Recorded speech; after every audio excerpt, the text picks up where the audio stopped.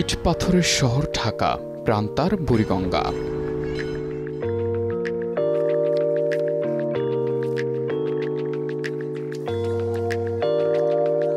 এই বুড়িগঙ্গা নদীকে ঘিরে চলে শত শত মানুষের জীবিকা।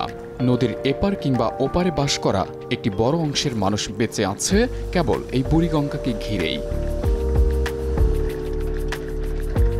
দুপারে দেখা মিলবে সেই সব পেশার মানুষের যারা নদীর উপর নির্ভরশীল হয়েই বেঁচে আছে, যার মধ্যে অন্যতম চুম্বক মারার কাজ। নদীর তলদেশে ছড়িয়ে ছিটিয়ে থাকা লোহালক্কর খুঁজে বের করে থাকে এখানকার এক শ্রেণীর মানুষ, যা তোলার কাজে তারা ব্যবহার করে থাকে কয়েক কেজি ওজনের চুম্বক। স্থানীয়রা তাদের ডাকেন চুম্বক মারার লোক বলে। ওইটা মনে করেন চমক টানলে লোহালক্কর কিছু চাই উড়ু, তাতে ওদের ডাল ভাত খাওয়ার পয়সা হয়। এক পায়ে ভর করে এগিয়ে আসছে সাকু মিয়া, তীর থেকে লাফিয়ে উঠছেন নৌকায়। পেশায় চুম্বক মারার কাজ করেন তিনি।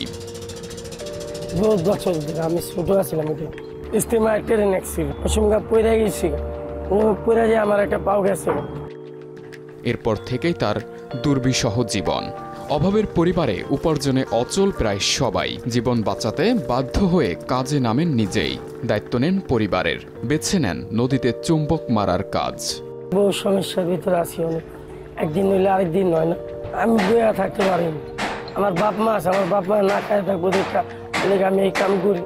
লোহালক্কর পাইতাছি, তালা পাইতাছি, আরো অনেক কিছু পাওয়া যায়। কখনো কখনো এক পা না থাকা সাকু মিয়াকে নামতে হয় নদীর তলদেশে।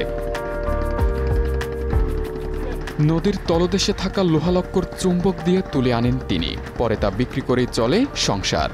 যুদ্ধ করে জীবন চালানো মানুষটাকে বহুদিন ধরেই চেনেন সদরঘাটের অন্য মাঝিরাও।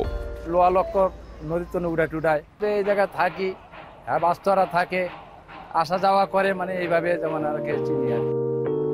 তারা সবাই বুড়িগঙ্গার এই প্রাচীন পেশার সাক্ষী।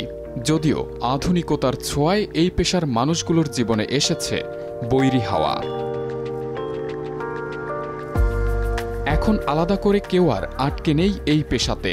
অন্য কাজের পাশাপাশি করেন চুম্বক মারার কাজ। শুধু ভাগ্য ফেরাতে পারেনি সাকু মিয়া, এক পায়ে ভর করে এই কাজেই পাকাপোক্ত করেছেন নিজেকে। আবু সালেম মুসা, এখন ঢাকা।